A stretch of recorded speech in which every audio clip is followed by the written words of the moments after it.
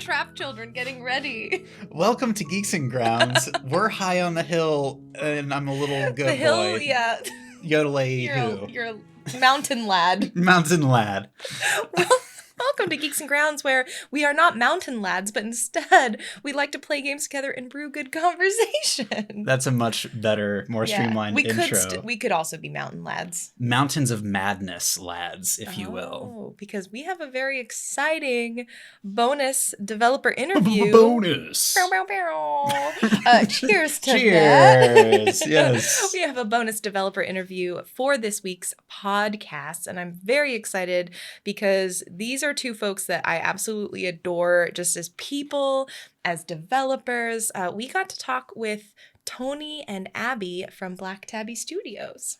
Yes, I got a little midweek surprise text from Jenny that was like, hey, there's this game demo called Slay the Princess, which I got into it that night. Yep. Jenny made some rush contacts so that we could set up a conversation with these two. And first of all, it's a must play demo experience. Mm-hmm. And second of all, it so nicely connects to what we're talking about this month. Yes. So if you haven't read, I guess now last week's, because this is going to be out on Tuesday. If you haven't read last week's newsletter, we recommended the Slay the Princess demo. And that is when that newsletter went out, I was like, you know what? I know these folks. I should just ask them to be a part of like the conversation here. And so, yeah, I texted Joel. I emailed the folks at Tabby Studios, Tony and Abby, and I said, hey, we'd love to chat with you. So very excited. We had a conversation with them not only about Slay the Princess, but we got to ask them about the question that we've all been grappling with as a community, which is what makes compelling horror. And they had some gems. Wow. I mean, like, to the point where I won't spoil it for you. You should listen to the rest of this little interview that you're about to hear. But man, like, goosebumps. Just like listening to how these people who are such experts in their craft describe horror and the elements of what makes it successful. It was such an inspiring conversation. Yeah. So we'll let you get into it. We won't spend the whole time just talking and hyping them up. They can do that more than, themselves by just saying the things that they did. I will say, though, definite spoiler warnings. So as you listen, we do talk about the demo. We talk about some of the endings and the themes and what may be considered narrative spoilers. So I would highly recommend, if you are listening to this and you haven't played the demo and you're at all interested in playing it, and you should be, take even 30 minutes to just go through the demo and just give it a try so you can go in with some context, because it'll really help, I think, inform understanding. Just from a time management perspective, I think if you were to power through, you could I think I finished my whole first run in under 10 minutes. Mm-hmm. So, definitely you can enjoy the conversation without having played the game for sure. But if you are afeared of spoilers, there be spoilers here. They are. We've moved from the nautical to the pirate. Well, it's Dredge Month. We're talking. It's Dredge Month. We gotta so figure out a way to keep things fresh. So that'll be it, and I hope you all enjoy the interview. Welcome, Tony and Abby, to Geeks and Grounds. Really excited to have you here. How are you doing today? Good. Great. Yeah, wonderful. Yeah, perfect. Just finished up our work day, so. Been looking at all of the LudoNarraCon numbers go up. That's awesome. It's super great to hear. Is this your first LudoNarraCon?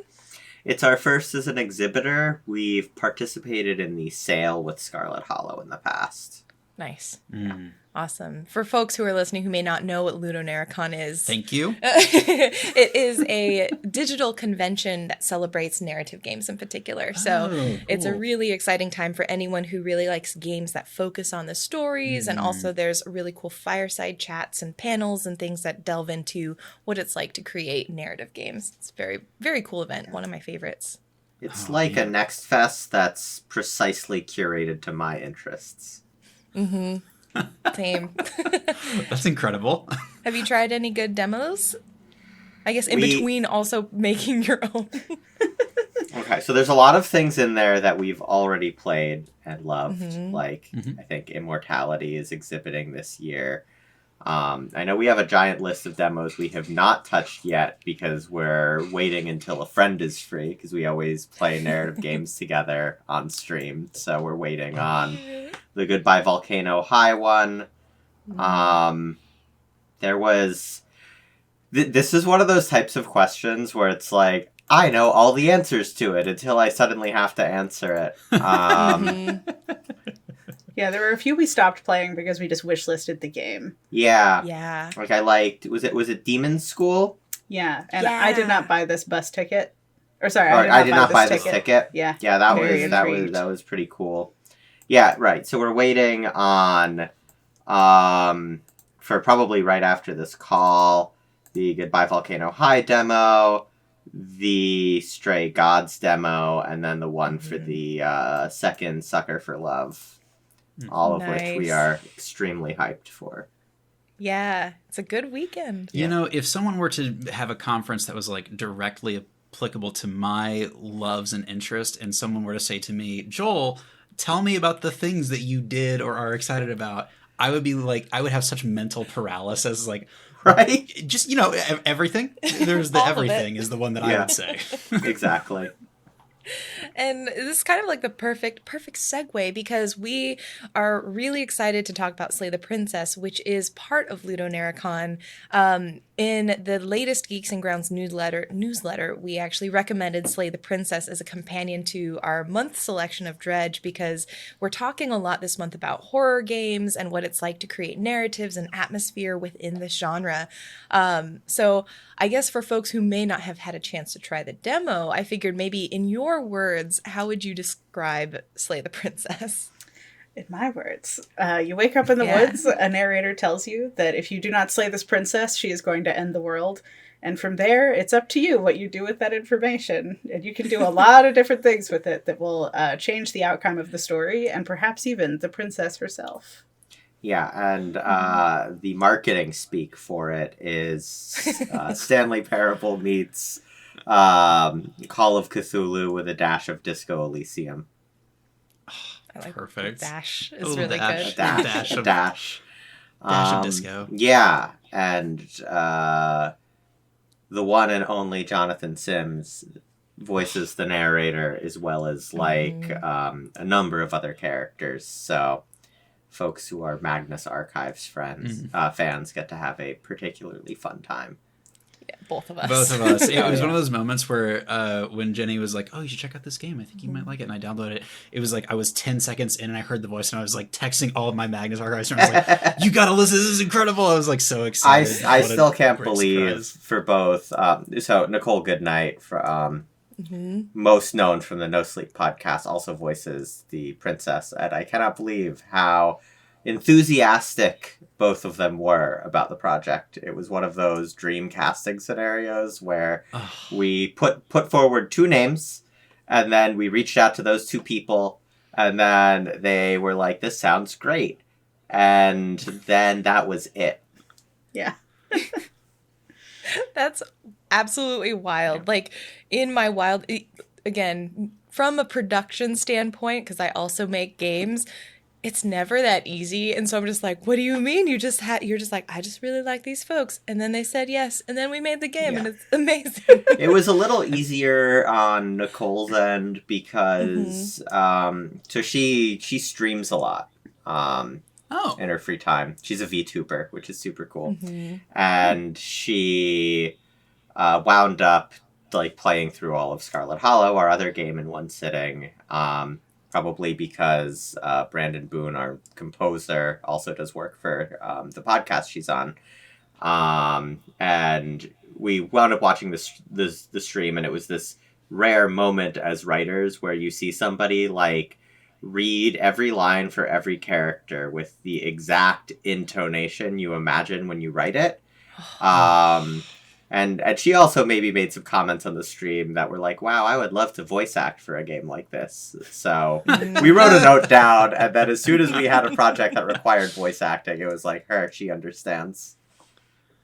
Oh, that is fantastic. I mean, I know that like this eldritch horror world is kind of a bit of a subculture, but it's like calling up me like, man, if only Tom Hanks would like voice something, and then you make one call and Tom Hanks is like, yeah, like that is the equivalent in my mind to what you just described. Yeah. I think Johnny knew you from your comics work. I'm pretty sure, yeah. Because I am a graphic novelist, so I have many books. Yeah. So. It's one of those moments where we floated the name and then realized that he and Abby were Twitter mutuals. And then it was like worth a shot. We were not aware of that. So we had that DM button. Yeah. Oh, that's nice. Hey, pretty good.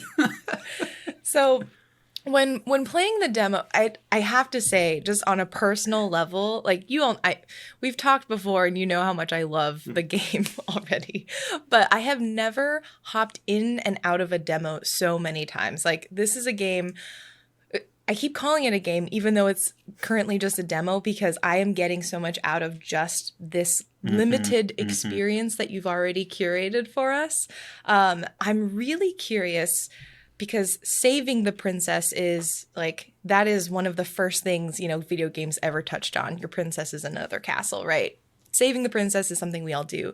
And so where did slaying the princess even come from? Like, what was the moment of inspiration, or like the lightning bolt or lightning bolts that led you to say, this is what we need to make next? So the princess angle was something Abby offered up. Yeah, I think Tony kind of pitched it to me as, there is somebody in a room who is imprisoned and you are told to kill them. So it just seemed like kind of usually you're sent to go and rescue someone from that situation. So it seemed like an interesting subversion of that. And then of course in these situations, a princess is kind of the go-to. So, yeah. So it was very fast to go from, oh, what if we call it Save the Princess ironically, to, oh, slay is like, what's that name for like a fake rhyme? A false rhyme? Slant rhyme. Slant rhyme, yeah. thank you. Yeah, it's like a slant rhyme for save. And then we Googled it, and miraculously there was nothing. Yeah, so we were just like, well, we gotta jump on this. Yeah, great. This is perfect. Yeah, and it kind of ties into a larger part of the game, which is subverting expectations in a lot of ways to make you uneasy from the get-go and to make you question the situation from minute one of just, it's a princess, but she is in a cabin in the woods, which is not the usual setting for a princess. You are told to slay her instead of save her. So just all of these little ways that it's like, there is something different about this situation. Yeah. You so perfectly nailed that. My word, I'm a screenshotter when I am playing games, and we picked it up on the Steam Deck, and I'm sitting here playing through it, and like there were just my first playthrough, there were so many moments of dialogue where I was like, the way they phrased that particular thing raises real questions for me about what's happening here. Screenshot. And I think I had 65 screenshots. I played through it like 6 times, just like in rapid succession. So quick plug to all of our listeners. Get in here and start playing through these things in rapid succession, because it was so engaging. And the little twists of dialogue that you guys made just immediately was like, oh, I'm uncomfortable with this particular, the way this was phrased. Like, who's the first like alter ego? You have the narrator and the hero that is also there.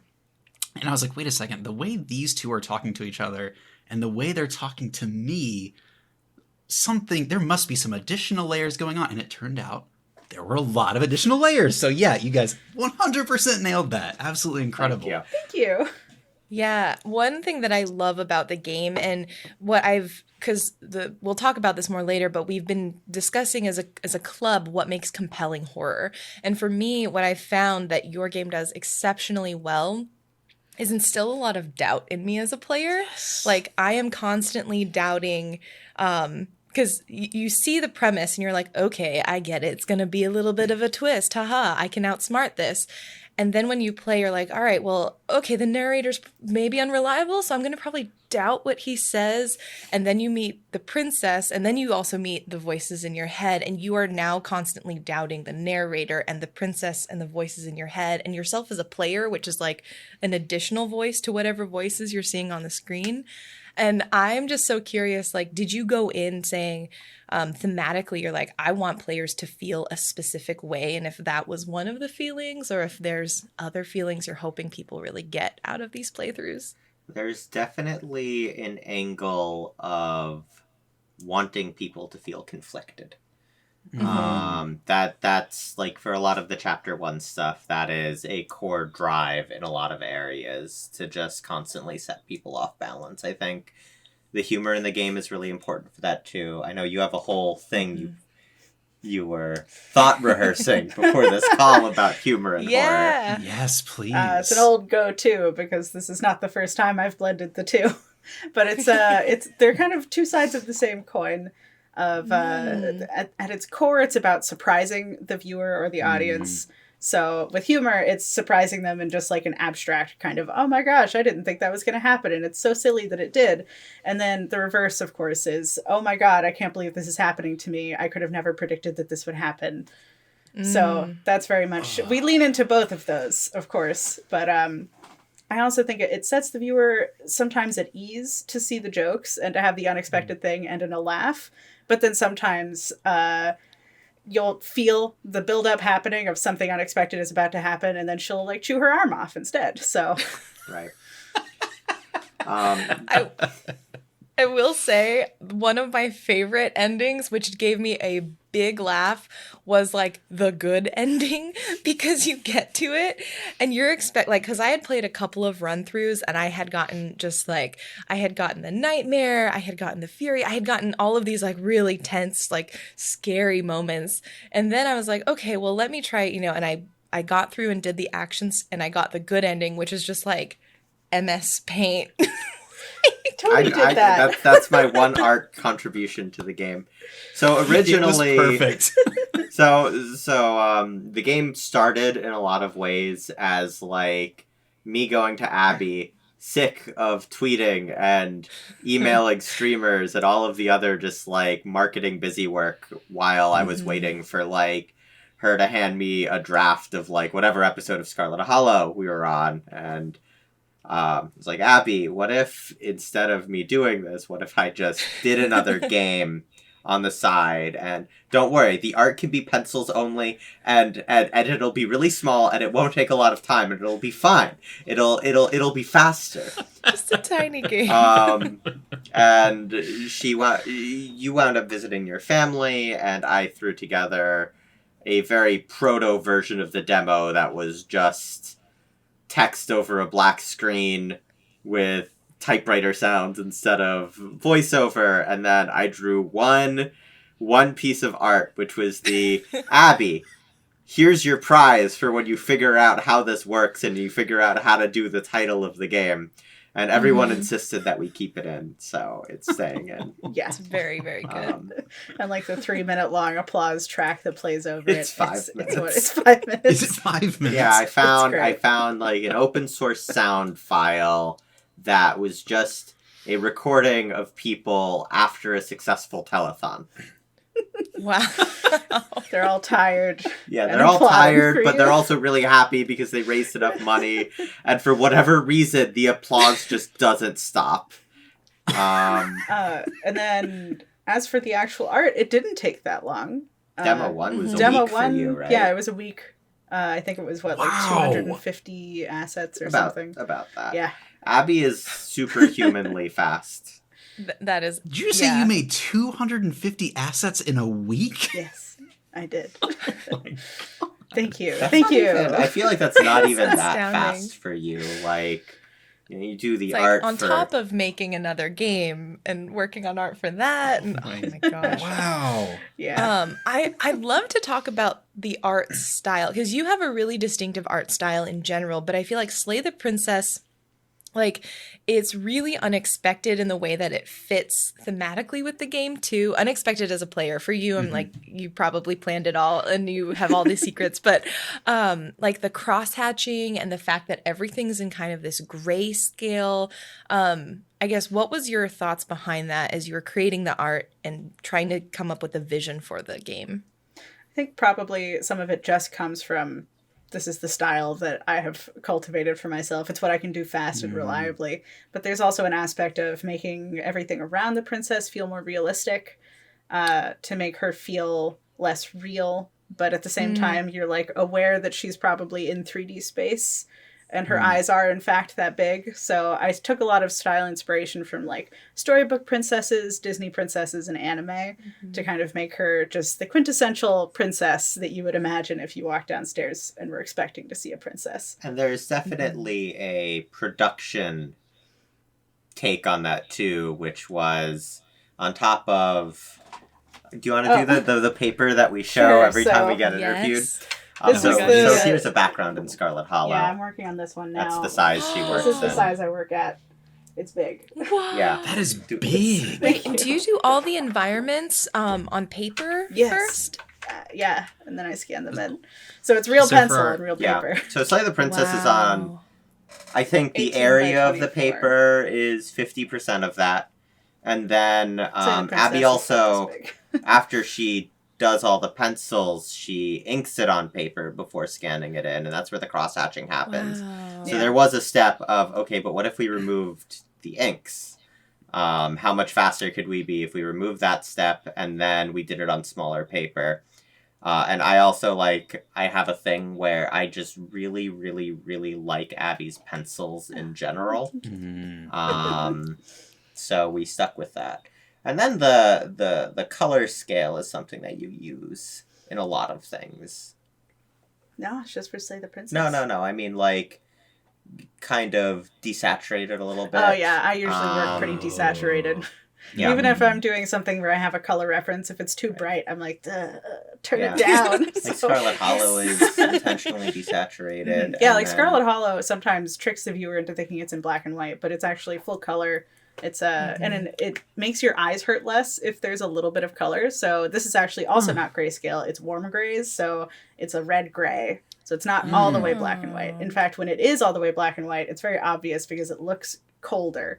So yeah, there's a warmth to the pencils and to the color scheme. So yeah, you've communicated a tone through your artistic style very effectively. For our listeners that aren't watching the actual video, Abby held up a paper that you said was 24 by 18. Mm-hmm. Yeah, full poster size. And that's for Scarlet Hollow, and Slay the Princess is... I think 11 by 17 is what I go for. Yeah. Mm-hmm. So it was a pretty large image that we all got to see just now. And thinking through my experience playing it on the Steam Deck, whereas the screen is obviously much more compact, I got to imagine you get a chance to work at as much of a level of detail as you want. And I'm guessing at some point there's an abstraction where you intentionally don't have as much detail. Is that at all part of your formula as you're doing your art? Yeah, definitely. Part of that is to help with consistency with the sprites. Because if I have a sprite that has cross-hatching and then I have to edit the sprite, then it's sometimes hard to have the cross-hatching line up. So sometimes I leave it off of characters in particular.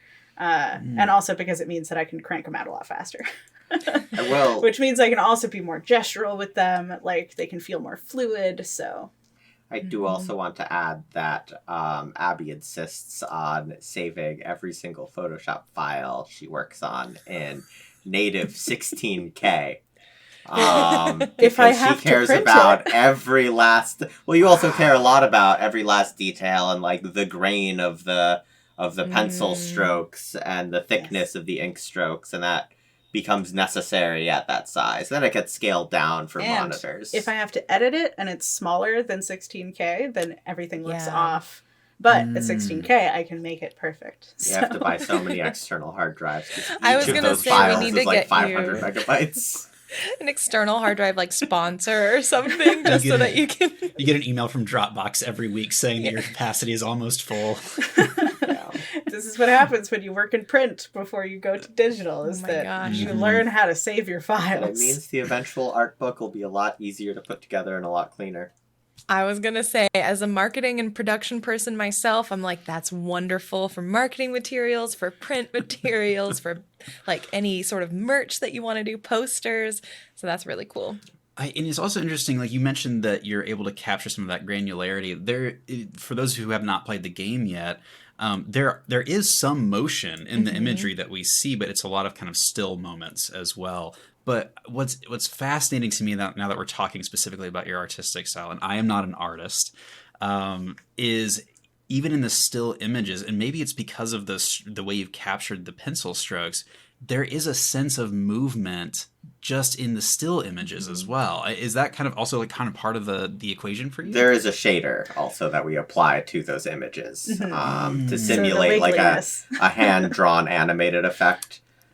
So instead of Abby having to draw multiple frames for every asset and every part of the background, it's just once, and then it simulates the approximations. I think when we were first discussing the art style, there was a moment where Tony was like, because I had done this for the previous Scarlet Hollow episode, where we had a character that was animated, and I just redrew him 3 times, and everything else that was animated, so we could switch through them to make it look more squiggly. And Tony was like, you could just do that again for every asset in the game. And I was like, I would have to draw it 3 times. You're really fast. Of the game. The scope of the game was much smaller at the time. I think I just sat there in silence for like half an hour being like, do I have to do this? Is that possible? Getting that Until to Tony work. was like, let me look up how other people do it. Getting that to work was a journey and a half because Sure. it started out with me learning After Effects and pre-rendering all of our animations there, which since we work in visual novels, I never had to think about optimization until we dropped the first Slay the Princess demo. And then I realized that, layering like 5 looping like 1440p animations on top of each other with like an alpha mask, that fries people's CPUs and it's bad. And I'm just developing on just like a modernish machine so I don't feel it as bad. So that was a struggle, and then eventually I realized, well, I guess a shader is the way to do it, but I have no background in programming outside of a few classes in high school, so we hired someone who graciously built the shader in RunPy for us. But as for like the fluidity of the sprites themselves, as somebody who comes from comics, I'm very focused in making sure that you don't lose where your viewer's eye is, and you don't lose the line of action at any point. So I make sure that when we're going through fight scenes and that sort of thing, I'm like, what direction is she coming from? Like, I have to make sure that she finishes a smooth motion. So like by the time that she stops, she should, I don't know, have a certain weight to her. So yeah, that sort of thing is very important to me. I have a convenient 15 years of martial arts. Wait, oh God, I'm so old. 26 years of martial arts training. So I get a model for some of that. Yeah, thanks, Tony. That's really cool. That's amazing. Wow, really, truly the dynamic duo. Absolutely. I feel like. What can't you both do? Music. What? We can't do music. Thanks, Brandon. Yay, Brandon. Yay, Brandon. What I love about your art, and then I know you probably have more questions. I will always have a million questions. So yeah, please. But I just want to say what I really, just as a personal enjoyer of your art, and especially in Slay the Princess, everything does feel very ethereal, like because of the constant motion and because of like everything kind of feeling like it's a little bit, it's like weirdly liquid in a way. I feel like everything feels like this dream. And so as you're walking, while it feels hyper realistic in some ways, because you're like, yes, cabin, wood, these are all real things, a table, a knife, it all feels like you're in this almost liminal space. And I really love the way that your art conveys that, where it's just like all of it's, again, doubt, ambiguity, it's all there in the art and the story. Yeah, I feel like there's so many interesting ways that like Abby's interpretation of that first draft of the script really shaped things. Like, I'm very much not a visual writer. So a lot of my descriptions they won't have the whole scope of a room as Abby lays it out and other things. And I remember early on when she first like drew the cabin, it was like, oh, you only put a table and a door here. It's like my expectation was like, oh, she'll make a furnished cabin. And it was so much better for there being nothing inside and that like informed other things. Yeah, no, I mean, it works really, really well in the story. I like the thought that it's like, well, the narrator says these are the things that are there, so these are the things that you see. Yeah. What a great synthesis, because what it forces us to think. What I thought as I was playing that was like the narrator is literally speaking these things into existence, and it sounds like the synthesis between just how you work together kind of was exactly that. Is that how you would characterize it? Like Tony is the narrator, and I'm just like, all right, you said there's a table and a door. You said she bites her arm. Yeah, well, let me get you some nasty art for that. Looks just like this. Oh my gosh. Sorry, I still have more to say about this art style because it was just like such an impactful moment. Please do. You mentioned the princess and the way like her eyes, there's kind of almost like a Disney princess-esque, like they are larger than life. And what it makes me think of, it's almost like a perfect center point between Disney princess and Uncanny Valley. Like things are just askew enough that you feel uncomfortable. Was any of that on your mind as you were thinking about the imagery for the princess? Yeah, I definitely wanted her to feel a little unsettling. And at the same time, it very much leans into my strengths, which is not Disney princesses and yes, horror. So it's very much because I am not an artist who's very good at drawing just cute, nice things, it really works out for me in the end. I love that. Yeah, and I feel I really wanted to nail that one, so I'm glad it worked. Yeah. I think it's been super effective. I'd love to ask to ask about. You talked about how much you had kind of after going into that first week of design, and it seems like just from the demo, I think I read there were like 10 endings that you could potentially get in the demo. Does that sound about right? Yeah. Yeah. What I felt as I was playing was the same way that I do like project management work, where it's like if A happens, then I have B and C that can happen after that. And if B happens, then I have D and F that happens. But if C happens, I have these other things.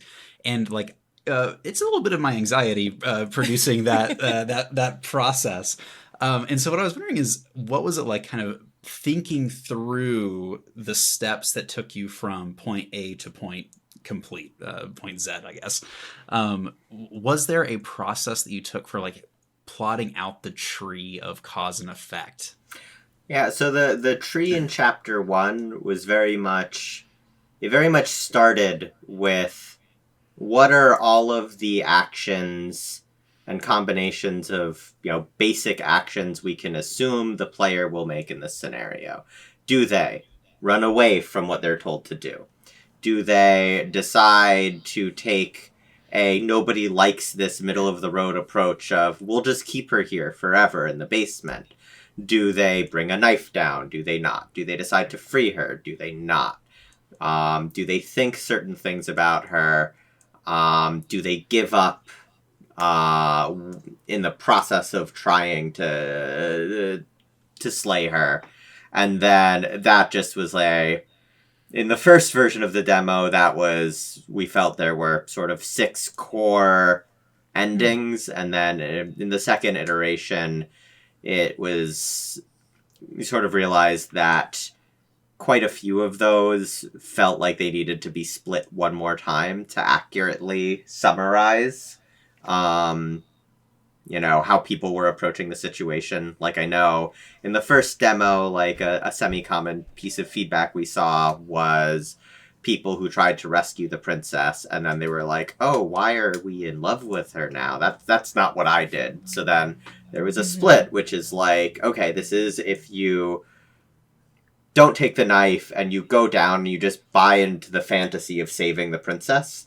And then there's like an alternative of, okay, well, what if you do arm yourself and you're questioning the whole situation, but ultimately you still decide to free her? And those are like 2 distinct concepts, so it got split again. I think I accidentally fell in love with the princess. I'm sorry. I'm not sure if It's that's hard allowed. not to, honestly.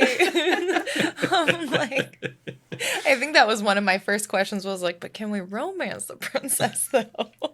We do have that dating sim tag on Steam. And it's on purpose. You do. People keep being like, this can't be right, and like trying to vote it out of there.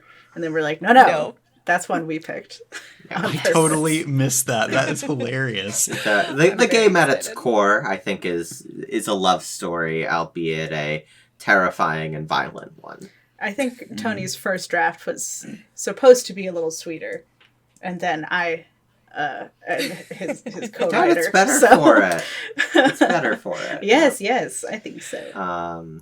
It adds to the like doubt and disjointedness and dreamlike state for there to be so much conflict. That's not to say that Tony is not also very good at writing horror.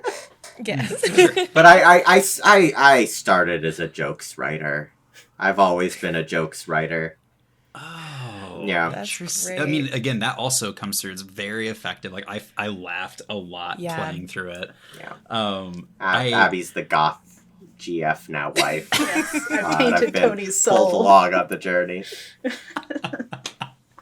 I like to say that my wife is the one who taught me to appreciate cute things. Like, before I met her, I'd be like, why do people care about puppies? And then she was like, Can has cheeseburgers was like the first meme. And she sent it to me and I was like, I get it. Yeah. I too can appreciate cute things now. Sure. So I get that. Yeah. I've always been the kind of person that, like, when I did choose your own adventure books back in the day, I would go to, like, here's the outcome of your choice, or like just the next thing after your choice. And I would immediately regret it and go back. Oh, yeah. I never finished the entire thing. But you reward the players for seeing through their decisions. Was that part of the thought process as well as part of your design?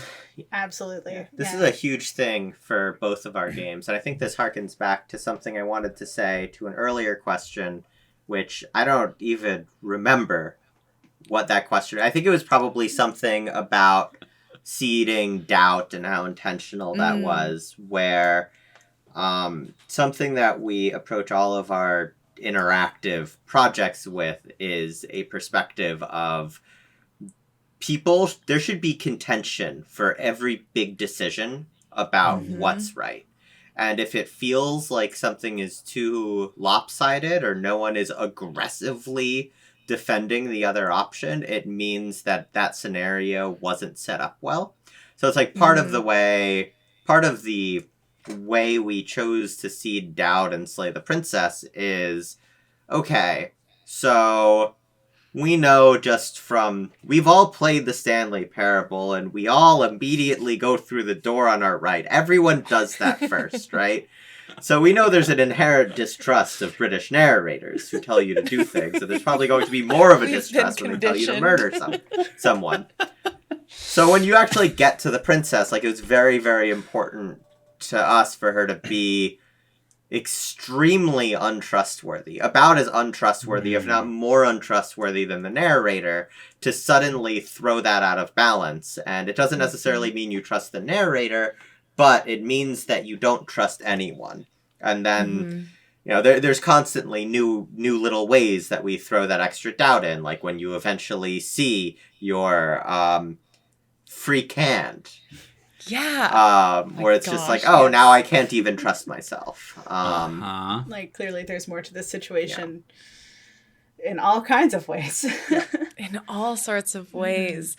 One thing that you threw in the updated demo that caused me a lot, maybe I'm overthinking it, but I feel like there's nothing to overthink in this game because it's all very important in some way, is the mirror.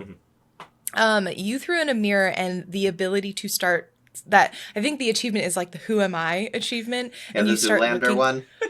Yes. Who am I? Who am I? And the mirror actually unlocked something that I was like circling around as I was playing the first time, and then really started honing in on the second time I was going through the demo extensively. And this idea of reflections, and as a player, actions and consequences, and how they almost reflect either back onto me or reflect onto someone else. Ooh. And I would love to just hear about your thoughts, because I'm still creating my lore book and theory on everything, but as a player, it feels almost like the princess isn't necessarily an empty slate, but she's definitely reacting to me more than being something formulated already before I approach. I don't know if that makes any sense. I don't even know how to answer that question because you articulated it so well. Like, the game is fundamentally about reflection. And I like to picture the setting of it as being inside a broken mirror with something else. Mm-hmm.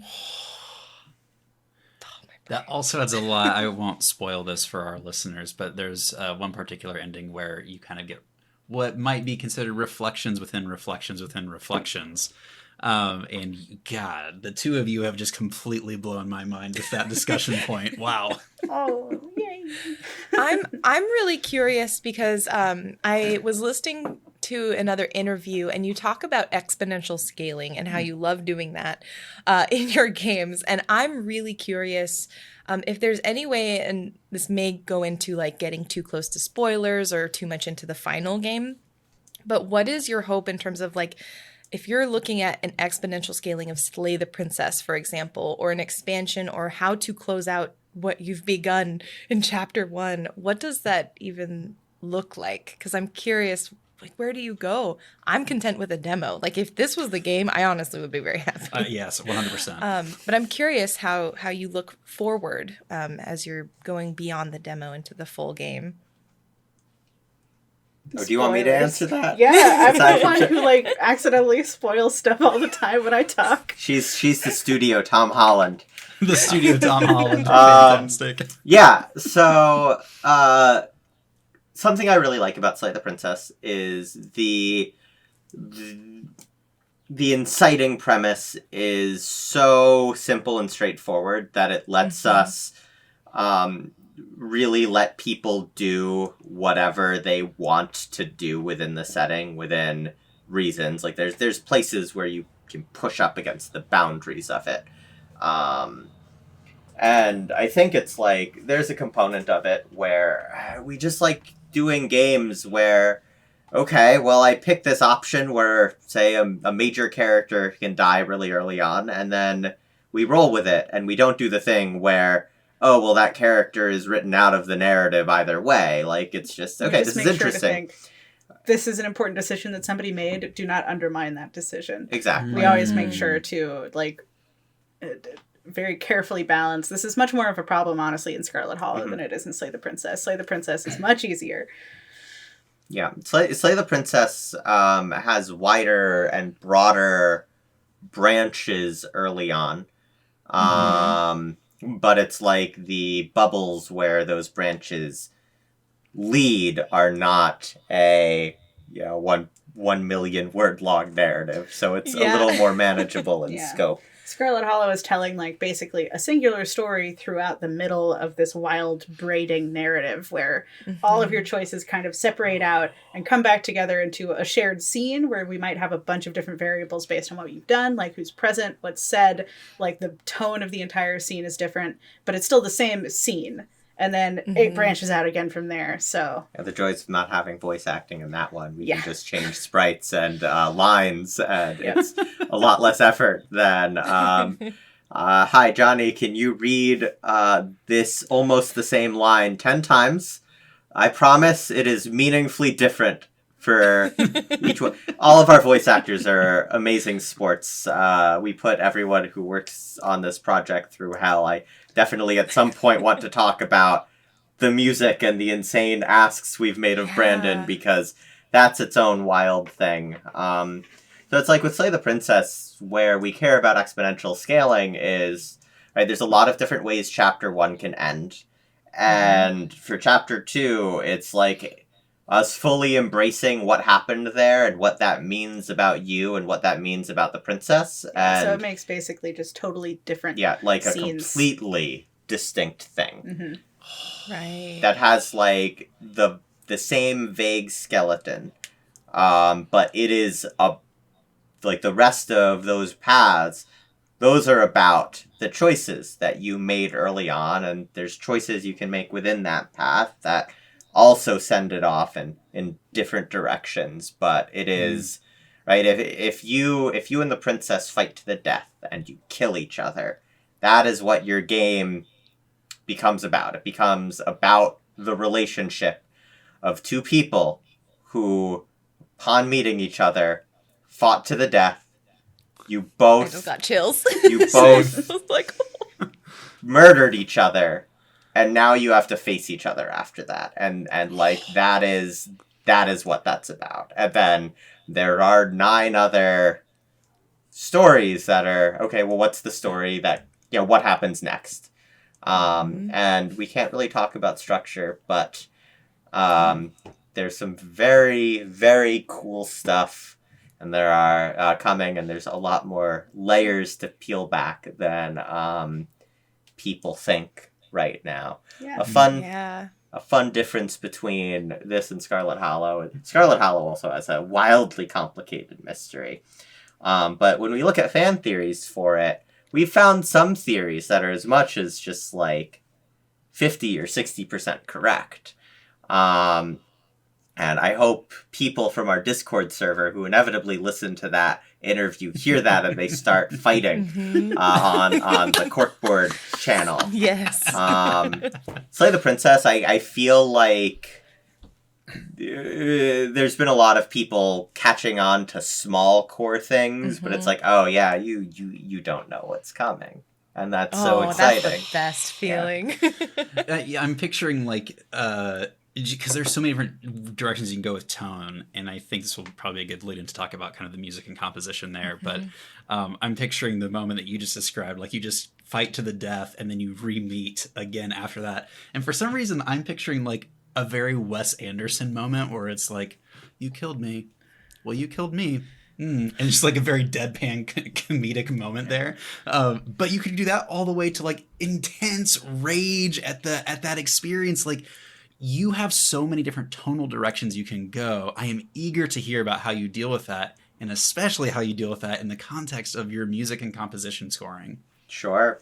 So, I mean, we could talk about that specific example of you have just killed each other. We'll talk about the adversary route, because that's the one that is, I think, the closest to fully, like, all the words are done at this point. That's not even, like, a rage scenario. That's like and that was the best thing that ever happened to us. We're into it. That's the basis of our relationship. Yeah. Ooh, okay. Yeah. So so the music for that, I mean, one,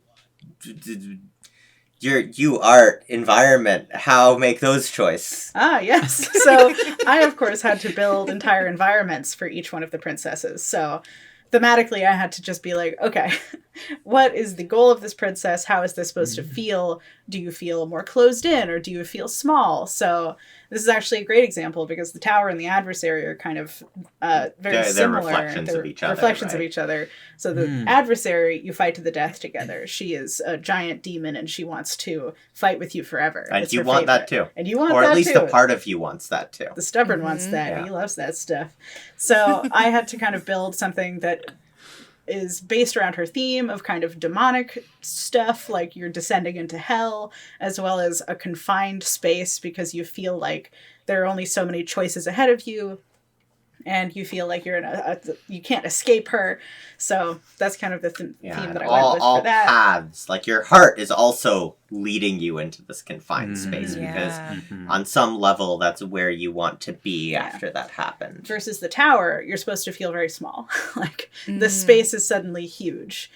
She is incomprehensible to you. She can defeat you so easily. You are nothing to her. So you feel very small. The world feels bigger. And she herself towers over you.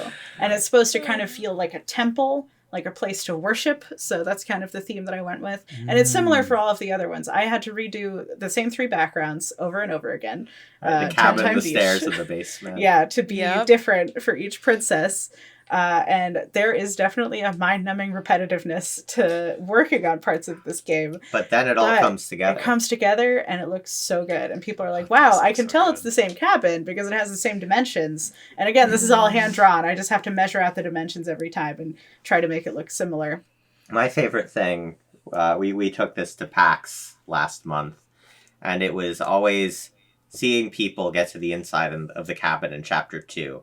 And it's like, that's the first thing that's different. And then there's always this. Like a little bit of a jump, a little bit of a pullback. So on the music side of that, though, we wanted every Chapter 2 to have its own theme that feels like it embodies the emotional content of your relationship with her. But we also wanted those themes to be recognizable as belonging to the princess. So it was kind of a, hey, Brandon, so let's take the melody or some other piece of the main princess theme, say this is her, and make it something about being in a confined space, drawing you together. Make it something where there is a, biblically accurate princess towering over you that you're helpless in the presence of. Make it about being pursued by a creature in the jungle. Yeah, so figuring out instrumentation that would make it feel that way. Making it so that everything is both distinct and familiar.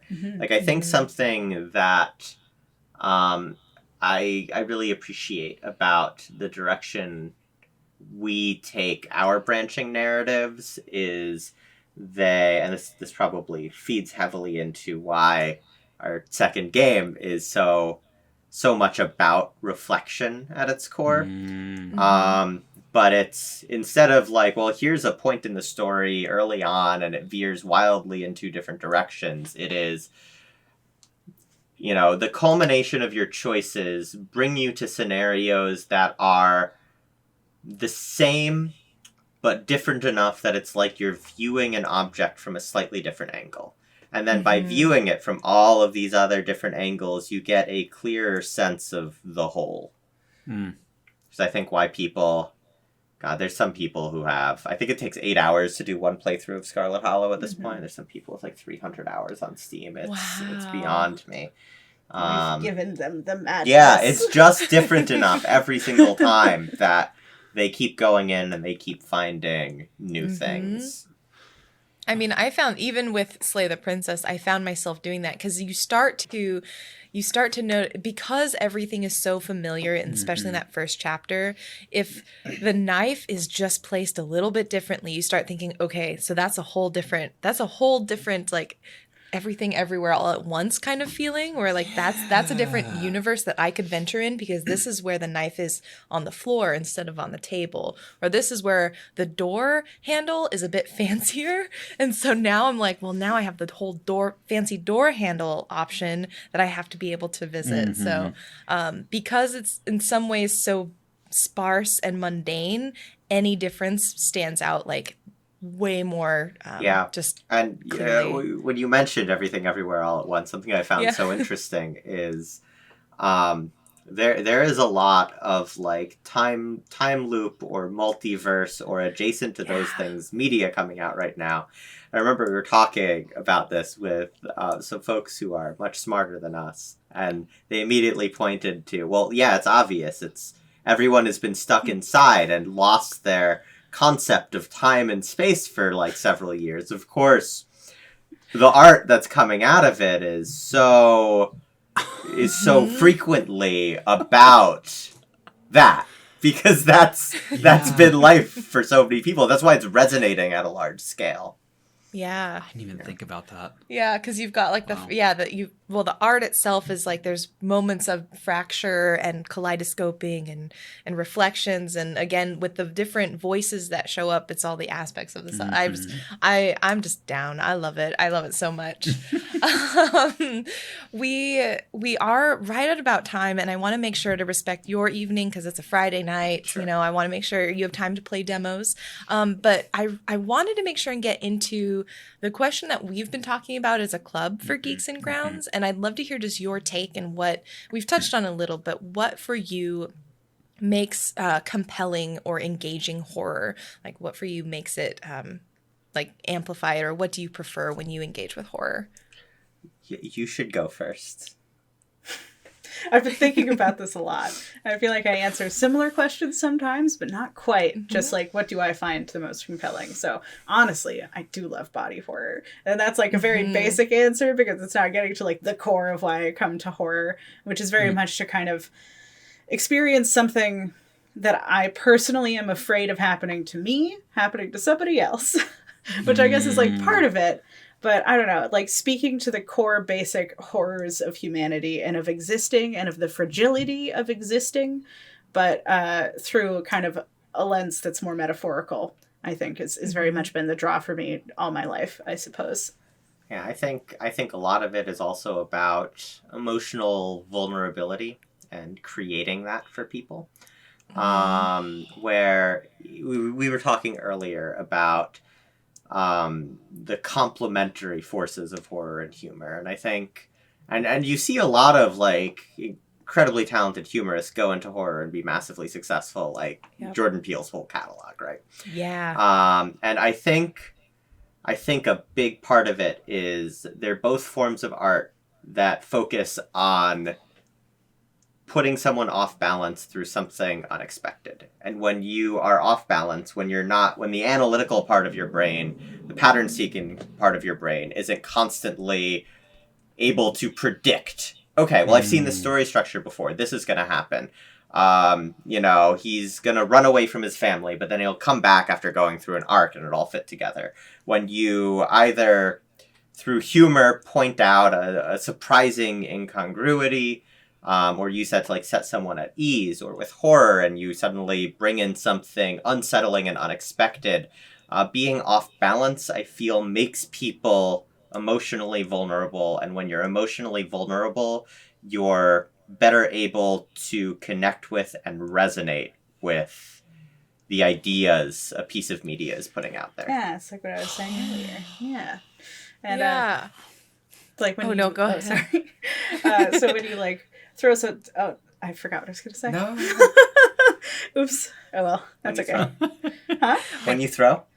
No. No. I'll vamp just a bit. One of the people in our community was talking about the difference in mediums and how horror changes. They were talking about how video games are kind of hard for them to engage in horror in because they feel it more deeply, whereas movies, it's like they have more fun with it, they can engage with it, it's less maybe scary or overwhelming. For me, it's books. Like when I read horror, it's way more impactful than when I play it. You have decided to combine books into video games, and so now I'm just terrified. So I think one thing that you brought up that I think I've never really thought about is the emotional vulnerability that comes into horror, because I think because I haven't been a person who would say like I love horror, as a genre. I've always kind of dabbled on the edges, and there's specific things I like, but I've never, until maybe this year, I think this is the most I've ever been like I'm playing horror games, I'm reading books, I'm watching movies. And I've never really considered the fact that it is something that is more emotionally vulnerable, and it does require you to let go a little bit and sort of put yourself in not like an unsafe position, but it requires you to take that leap of faith and a bit of a risk when you're engaging with the type of genre it is. Jenny is therapizing me right now. And she I'm doesn't sorry. realize it. I have definitely noticed, as a lifelong horror fan, a huge uptick. It's like beginning of pandemic to now, it's just been like nonstop. A lot of like previous cartoonists who had never touched horror before are suddenly like, wow, I want to write horror. Don't really know why. And I'm like, I know why. It's because you've been feeling terrible. It's the and world. You want to channel those feelings. And We're you all don't plugged just into want the to torment nexus all the yeah, time. exactly. You don't just want to escape anymore. Now you want to actually process these emotions in some capacity through just like channeling it into something that you've written. An abstraction of the idea that you can like think through more easily and can express the horrible feelings that you're feeling. And I think like a trap a lot of people fall into is formulaity with horror. Like a lot of people think that there are formulas for horror and that it's like, oh, you have these characters, they go through this situation. And it's like, that's not scary though. It's a series of events that you can absolutely predict all the way through. Maybe somebody's going to jump out at you, but you know it's coming. So it's like kind of honestly a safe way to engage with horror in general. The anxiety of waiting for a jump scare though. I don't. Yeah. I'm just like, oh great, a jump scare is coming because I'm too cool. I think the word scary is interesting here because I would argue that while effective horror can be scary, being scary is not unnecessary component. And I think a lot of people wind up going into horror being like, if I am not scared, it was not effective, when it can touch you in a lot of other ways. And I am personally never scared. I can't remember the last time that I got scared of something. I like sad horror the most. Yeah, I like sad horror a lot.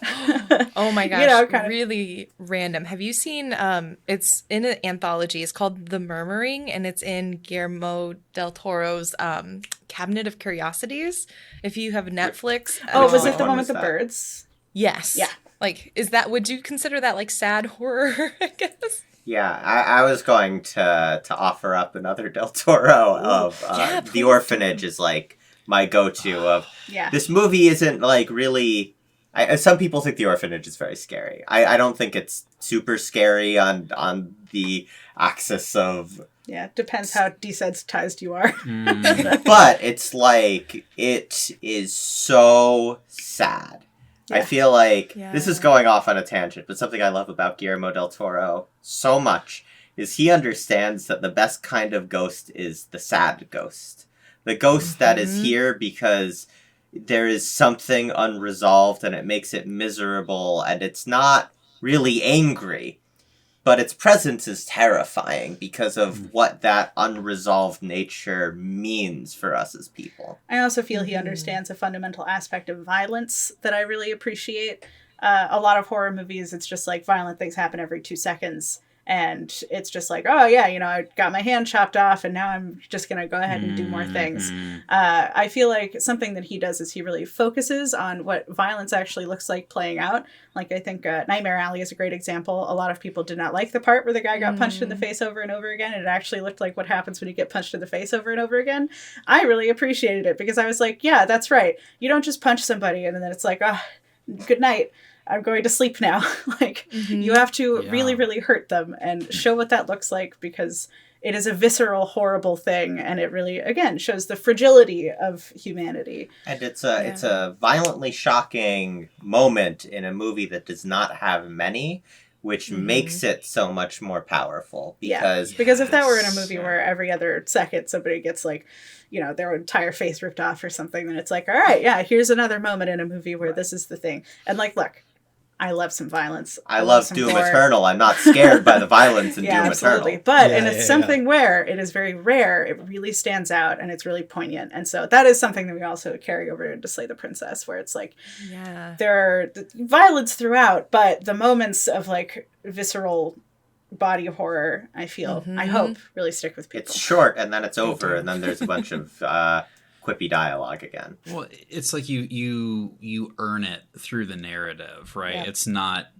done cheaply. So, wow, you guys are giving me so much to think about. Like, I think this idea of horror as emotional processing, we're gonna have to like take that to the community. That is like, wow, what a concept. You guys truly understand your craft. This is it's been an absolute pleasure getting to talk with you about it. It's been great to be here. Yeah. Before we sign off officially, we'd love to have folks, find you, follow you. So where can folks, be sure to keep up with all that you're up to online and with your games? So there's our Steam pages. Please wishlist Slay the Princess and Scarlet Hollow. If you are a DRM-free kind of person, both games are on GOG and itch.io. Let's see. We're on Twitter. I don't know how much longer Twitter is going to exist as a platform, but it's where I post. We have a Blue Sky account now, if that's where everyone winds up. Nice. I'm on the beta list. I'm on the wait list. Well, when we get codes, we'll get you covered. And God, I guess we're on Tumblr. There's subreddits for both of our games. I never left. And there is, Abby's got a huge Tumblr following. It's coming back, baby. Yeah. It really is. And then we have a very healthy Discord server that has I think it just broke 5,600 members, which is wild. Wow. There's separate sub-communities on it for Scarlet Hollow and Slay the Princess. People there are pretty chill. It's a good time. those are the major ones, and we'll send links so you can put them in there. Yeah. Yeah, we'll throw them in for sure. You. Most important is wishlist our games on Steam, so you get emails Yes. when they release and are on sale. Excellent. There we go. Well, you heard it here. Wishlist the game. Thank you so much again for taking time out of your evening to chat with us. I know this was like, I was looking forward to this all day. I was hyping it up to Joel. I was like, we get to talk to them. So thank you very much. And we will definitely be in touch when the full game comes out. We'll have to make it a Geeks and Grounds selection. And talk about spoilers. Oh my god. Yes. There's so much spoiler stuff that I want to talk about so badly.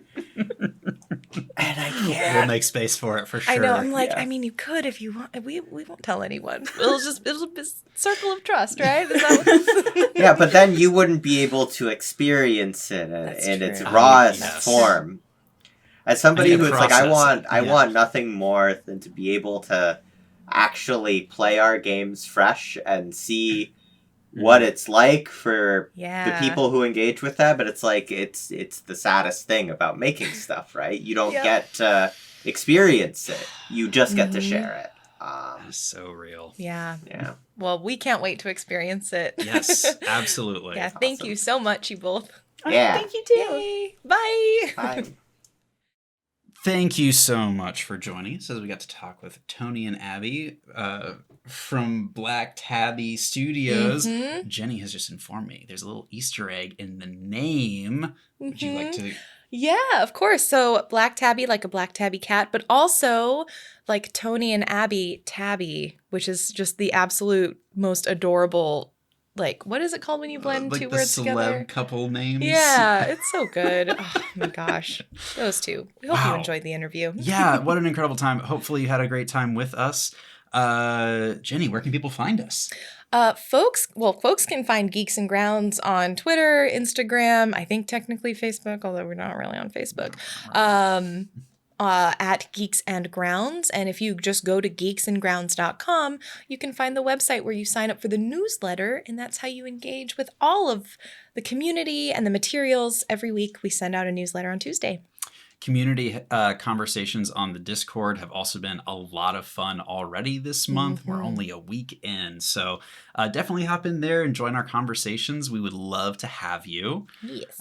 Anything else you want to plug before we sign off for the day?